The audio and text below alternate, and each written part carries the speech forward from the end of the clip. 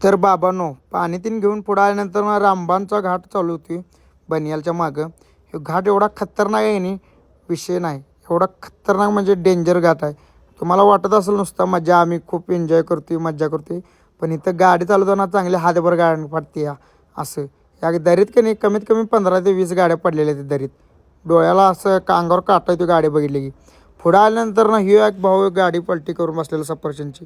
तर हे असं काय काम करू नका भावानो, माझ्या ड्रायव्हर भावानो. तुम्हाला हात जोडून विनंती करतो, आपलं जीवन एकदाच आहे.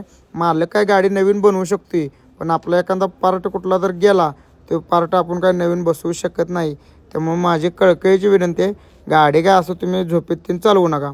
मग काय घाट चढून वर आल्यानंतर ना गाडी गरम झालेली असते, त्यामुळे जरा म्हणलं गाडीला विश्रांती देऊन म्हणलं चहा पिऊया म्हणलं. चहा तीन पिऊन झालो, बनियालच्या पार्किंगमध्ये आलं. हे पार्किंग बघू शकता का, 1000 गाड्या इथे पार्किंगला बसू शकते. त्या ज्यावेळेस बर्फ पडत असतो त्या टायमाला. हे रांडेचे बघा, हे गाडीवरचे ठोकळं काढून जाळावरून बसले शेकत. मग काय आज भेंडी करायची होती म्हणून दुकानात इथं आलतो भेंडी न्यायला. भेंडी तीन घेतली. इकडे यांचा कार्यक्रम चालू होता, त्यावर म्हटलं आपला इकडे कार्यक्रम करायला चालू करूया, आपण कशाला थांबायचं. यांची वाट बघत बसलो, आपला कार्यक्रम लेट व्हायला नको.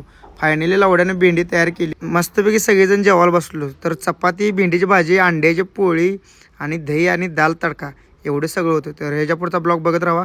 त्यावर लाईक, शेअर, कमेंट आणि फॉलो करा.